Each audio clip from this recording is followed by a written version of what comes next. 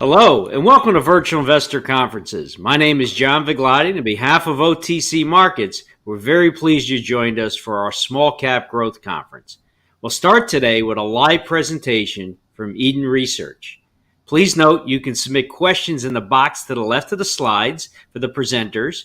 You can also view their availability for one-on-one meetings through the Schedule Meetings tab found on the conference platform. At this point, I'm very pleased to welcome Sean Smith, Chief Executive Officer, and Alex Avery, Chief Financial Officer of Eden Research, PLC, which trades on the OTCQB venture market under the symbol EDNSF and on the LSE under the symbol EDEN. Welcome, Sean and Alex. Thank you, John. Good morning, everybody, and thanks for your interest. So without further ado, we will move into the introduction of Eden. We've got 30 minutes, and I think we should be able to also cover some questions at the end. So for those of you that are not familiar, Eden Research is an AIM-listed company. We're based in the UK, in Oxfordshire, about an hour and 20 minutes or so from London. And we are actually the only UK-based quoted company that's focused on biopesticides for sustainable agriculture. We have two technology platforms and a growing range of products that we've introduced into the crop protection industry globally, and we're very excited to be telling you about those today. Presenting today is myself and Alex. I think John already covered that in the introduction, but we both have a long background, both in the industry and the company, and we're very pleased to be here today. Moving right along, to give you a bit of an overview of Eden. As I mentioned earlier, we're the only UK-based quoted company with a focus on sustainable agriculture. To set the stage a bit, what we have in our possession at the moment is strong expertise and intellectual property, and a successful track record with currently 2 products registered and commercialized in the market, and a growing pipeline, as I mentioned. This theme will come back time and time again throughout this conversation, but registration or regulation plays a dominant factor in our industry. It would be appropriate for you to think about the crop protection industry in a similar fashion to human therapeutics. In other words, it's a very highly regulated industry that requires significant investment to achieve regulatory approval. And in addition to that, in our industry, regulation is somewhat of a double-edged sword in the sense that it both creates significant opportunities for us, but it also controls the pace with which we can launch our products and indeed expand their overall addressable market. And we'll elaborate a bit more on that as we continue. Our go-to-market strategy is through a series of partnerships with both global multinational companies as well as regional and even national players that are strong in our industry. We do not have lots of boots on the ground globally. We rely very much on these commercial partners in their territories to be our eyes and ears and to be our route to market. They not only serve as our distribution partners, but they also help us with the overall commercialization of the products and the territories concerned. With that said, what is Eden about? Where are we focused, and what's sort of the broader context of what we do? Well, as I mentioned earlier, our primary focus, and takes up 95% plus of our focus and attention at the moment, is the crop protection industry. And so you might ask the question, well, what are the key drivers in crop protection and generally speaking in agriculture and horticulture? The long and short of it is that the planet isn't getting any bigger, the population isn't getting any smaller when considered globally, and ultimately there is an intensifying concern over things like CO2 emissions, land utilization, and food security. So all these macro scale drivers are pushing a trend in our industry towards sustainability. In other words, we have to do at least as much as we're doing now with the land we have available to us. We absolutely must stop deforestation, and we don't have another place to grow our food at the moment. If Elon Musk has his way, I suppose eventually we'll be growing crops on Mars, but I think that's quite some distance away, probably not economically viable. In any case, for us, the focus is very much around sustainability. And what does sustainability mean? It means very much focused on naturally derived chemistries that have positive environmental, toxicological, and efficacy profiles. So it's not good enough in our industry just to be green, if you will, or to be sustainable. We also have to deliver efficacy. Farmers need to be able to continue to do what they do as efficiently as humanly possible. And of course, in the pesticide industry or the crop protection industry, broadly speaking, one of the key drivers for regulation is consumer concerns over pesticide safety. If you took 2 minutes on Google, you would see a very, very long list of news stories in the very recent history, but going back many years, concerning pesticide residues, and there's some very high-profile litigation that's been taking place. Overall in our industry, this is really driving consumer sentiment. Consumers are very concerned about pesticide residues, and consequently, government policymakers and regulators globally are narrowing the field of play, if you will, and favoring much more sustainable chemistry, and of course, that's where we fit in. So when we look broadly speaking at the biopesticide industry, which is a fraction of the overall crop protection industry, we're looking at an $11 billion a year industry by 2027 that's growing at least 15% per annum. And another segment that we're focused on is the seed treatment market, and this is a $12.5 billion a year industry by 2027, again with very strong positive growth dynamics. I mentioned a little bit earlier some recent headlines. These are relatively recent, but you can create your own list with about 2 minutes worth of work with Google. And the point is that very much pesticides are under a high level of scrutiny, both from the consumer level, but also from the regulator level and government policymakers, as I mentioned earlier. So to talk a little bit about our products and getting into some of the details, across the bottom here you see a list of characteristics that describe our active ingredients. So very much like in the pharmaceutical industry, there are really two key components to any formulation. One is the active ingredients that do the job in question, and the other is the formulation approach that you use to make sure that those active ingredients are in the right place at the right time, doing the job they're intended to do and doing it safely. And so our formulation technology is a technology that was originally developed at the University of Massachusetts Medical School by one of the leading professors there. And this particular technology is based on, in of its own right, a sustainable approach to formulation. And we've branded this, but not by coincidence, Sustain with an E on the end to reflect both its sustainability, but also its characteristic of providing a way of slowly releasing active ingredients so they can do their job effectively. Underneath this, we have our portfolio of active ingredients, and Eden is in a very unique position. We're one of very few companies our size. I would almost say we're the only company of our size that has managed to register 3 completely novel active ingredients for use in crop protection around the world. And it's probably right to say that product registrations and active ingredient registrations are just as important to us as our patent portfolio, which currently is comprised of over 120 different patents spread across 6 different patent families. So for us, what we're building our business on is a very solid footing, and with technology that very much is aligned with the direction of regulatory travel and consumer sentiment both. So using these 2 platform technologies, if you will, we have developed 2 commercial products at the moment. One is branded Mevalone, and the other one is branded Cedros. Mevalone is a fungicide. Our initial market for Mevalone was treating one particular disease on grapes to help ensure the quality of the wine that we all enjoy drinking, or many of us enjoy drinking, and of course table grapes as well. And we've been working very actively to broaden the label for Mevalone to not just be focused upon grapes, but also an increasing range of additional crops, primarily horticultural crops like melons, for example, squash, aubergine, tomatoes, etc. In addition to that, the second product, Cedros, focuses on nematodes. And if you're not familiar with nematodes, you'd certainly be forgiven, but they are abundant in nature. These are microscopic pests that dwell in the soil. And some species of nematodes are actually pathogenic or parasitic, and they feed on plants. So they affect a very broad range of different crops globally. And so what Cedros does is it helps control nematode populations.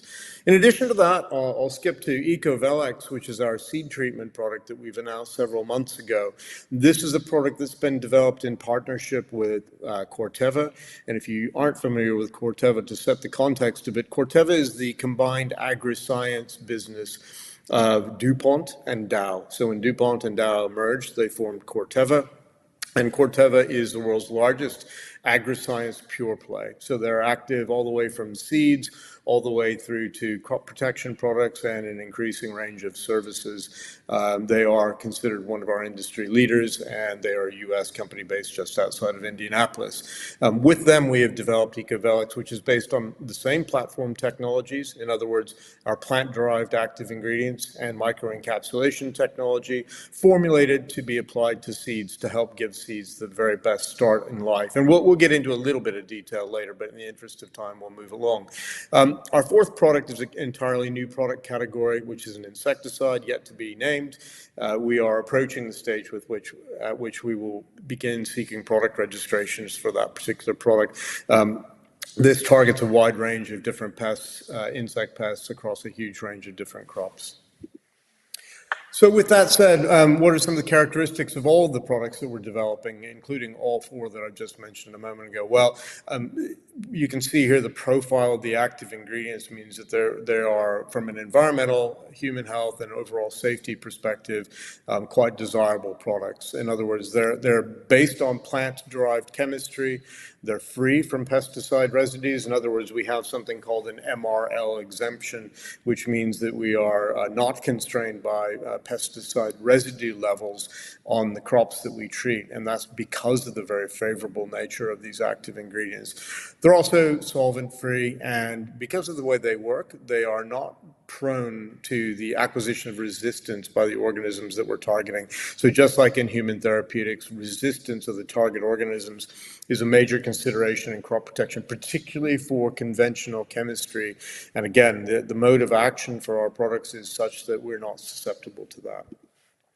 So moving right along, I'll just touch on a few key pieces here, and then we'll have Alex talk through some of the numbers. But Mevalone, our first product, is approved in the southern EU and now in the central EU in a number of countries. We're also approved in Australia, New Zealand, Kenya, and we are also approved now in the United States in a very long list of states. Cedros is approved in a long list of states and California, which is a key market for us. And for Mevalone, we are still awaiting authorization in California, but we are actually in the process of going through public consultation at the moment, and we expect that authorization in very short order. Alex, do you want to elaborate a bit on the opportunity? Yeah, sure. So the first thing to see is on the bottom left-hand side, we've got a chart which shows the number of countries in which Mevalone, our first product, has been authorized, the number of disease targets that we can go after, as well as the number of crops. So you can see it's a nice increasing position over time. There is then a lag between getting the approvals and selling, which can be up to a year. But in any event, we're selling meaningful amounts of both Mevalone and Cedros, and we'll come onto the market opportunity for Cedros in a second. We have one of these slides for each of our products as well as the technology. What we're trying to get across here, though, is what is the overall opportunity. So that's really comes down to the addressable market for the product.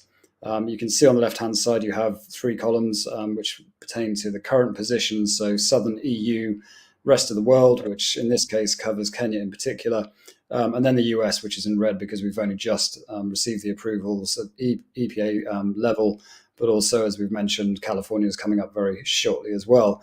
So overall, for us, this is around a 15 million euro or 18 million dollar product, which we expect to see at peak. Generally, it takes around 3 years to get to peak sales. It's not necessarily a straight line to get to that peak sales. In some instances, year one can actually be a large percentage of where we expect to get to, but it varies country by country. But at the moment, under the current position, we are selling around 3 million euros of Mevalone, just under. And in the US, we expect the opportunity to be around the same.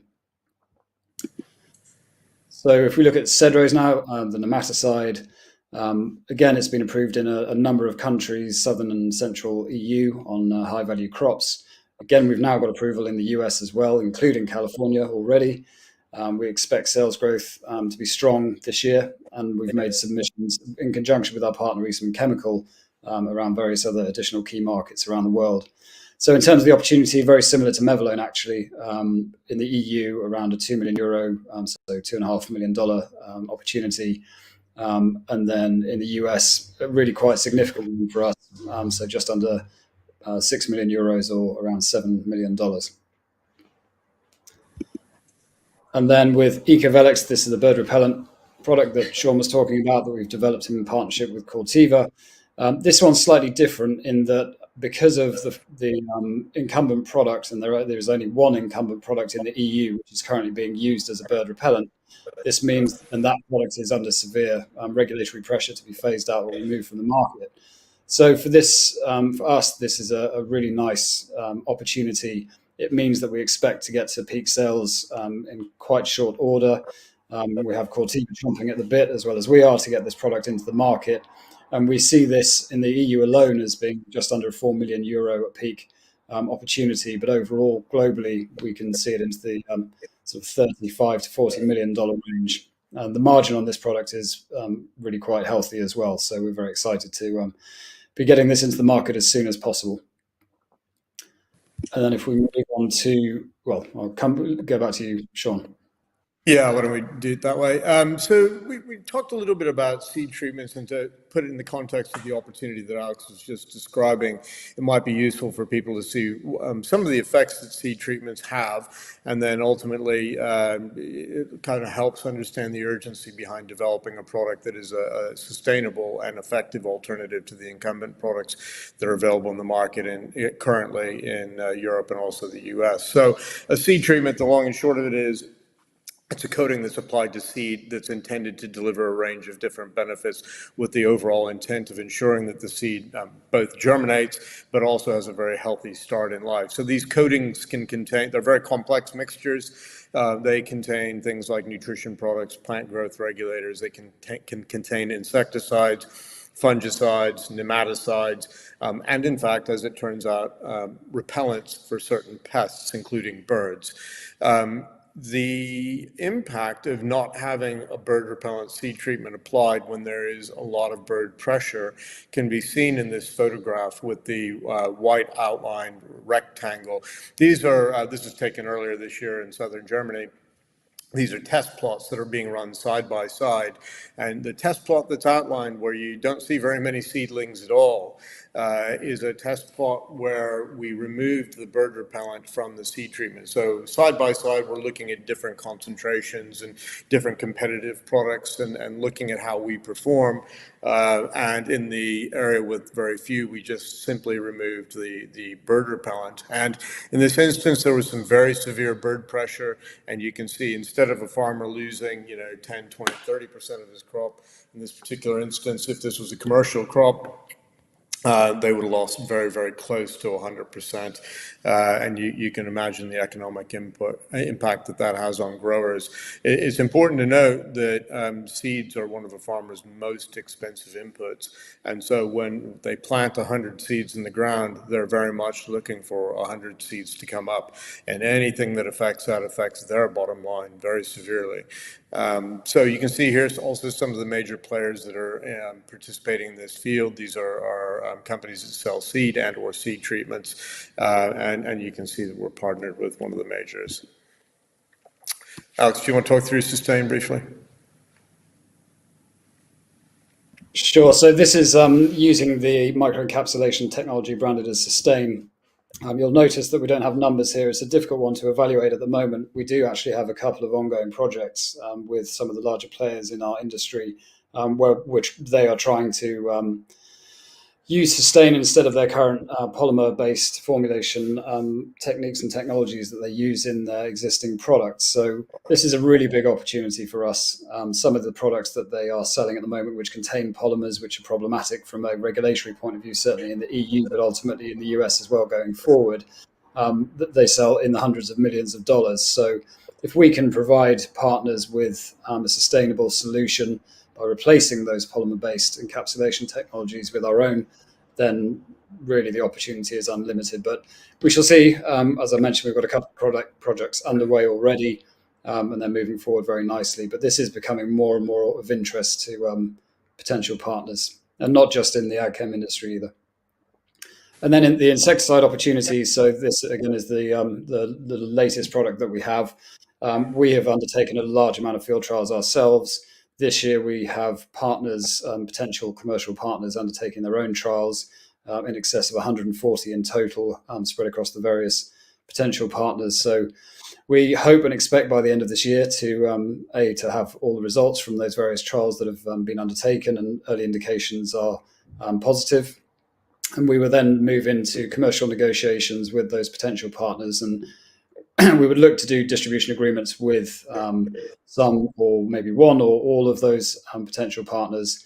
And it could be that it's a global deal, it could be regional, or even country by country. It remains to be seen, and it depends on the business cases that are put forward to us. But this one we're really excited about. It's a big opportunity. There's a dearth of bioinsecticide products available, which is why we've seen so much interest for this product. And in terms of the actual opportunity, again, this is a big one for us, potentially around $35–40 million per annum at peak.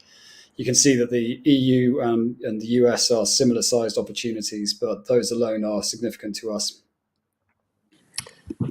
Great, thank you. So moving on to regulatory, I think we've touched on this to some extent, but as I've mentioned, regulatory is very much the rate limiting step for us, and regulatory approval is what defines our addressable market. So you can see some of the progress we've made relatively recently. In the EU, it's a fairly complicated system where there is a zonal set of authorizations that one can pursue, and there are also national authorizations that can be pursued. So broadly speaking, for Mevalone and Cedros, we have authorizations across a very large number of the most relevant states when it comes to agriculture and horticulture. This so far has been the basis from which we've been growing our business. One thing that is as important as adding new territories is adding new targets to the label. And so if you hear us refer to the label on a product, what we literally mean is the physical label that's applied to the container that holds the product.